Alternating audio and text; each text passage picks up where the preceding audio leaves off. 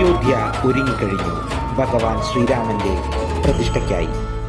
അയോധ്യ നഗരം ഇന്ന് പ്രൗഢിയോടെ തിളങ്ങുകയാണ്. എങ്ങും അലങ്കാരങ്ങളാൽ മനോഹരമായിരിക്കുന്നു. നൂറ്റാണ്ടുകളുടെ കാത്തിരിപ്പിനൊടുവിൽ അയോധ്യ മാത്രമല്ല, ഇന്ത്യയും 21ാം നൂറ്റാണ്ടിൽ പുതിയൊരു യുഗത്തിലേക്ക് പ്രവേശിക്കാൻ പോകുന്നു. ഭാരതം രാമമയമാകാൻ ഒരുങ്ങുകയാണ്. ഓരോ തുള്ളിക്കണ്ണീരിനും പോരാട്ടങ്ങൾക്കും ത്യാഗങ്ങൾക്കും ഫലം ലഭിക്കാൻ പോകുന്നു.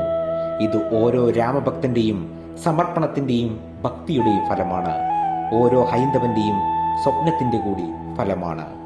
ശ്വാസനിശ്വാസങ്ങളിൽ പോലും രാമമന്ത്രം ഉരുവിടുന്നവരുടെ പ്രതീക്ഷയുടെയും വിശ്വാസത്തിന്റെയും ഫലമാണ്.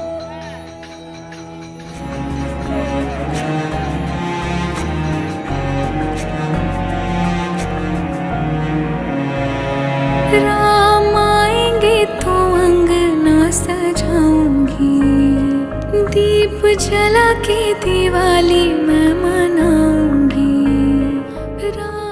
മകരമാസത്തിലെ ശുക്ലപക്ഷ ദ്വാദശി കൊല്ലവർഷം 1199, അതായത് 2024 ജനുവരി 22 അയോധ്യയിലെ ശ്രീരാമ ജന്മഭൂമിയിൽ നിർമ്മിക്കുന്ന പുതിയ ക്ഷേത്രത്തിൽ ശ്രീരാമ ഭഗവാന്റെ വിഗ്രഹം പ്രതിഷ്ഠിക്കുന്നതോടെ ഏകദേശം 5 നൂറ്റാണ്ടുകളുടെ കാത്തിരിപ്പിന് അവസാനമാകും.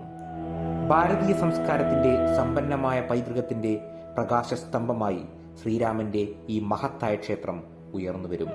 അത് വരും തലമുറകളിൽ മാത്രമല്ല, മുഴുവൻ മനുഷ്യരാശിക്കും എന്നേക്കുമായി വിശ്വാസത്തിനും ദൃഢനിശ്ചയത്തിനും പ്രചോദനം നൽകും.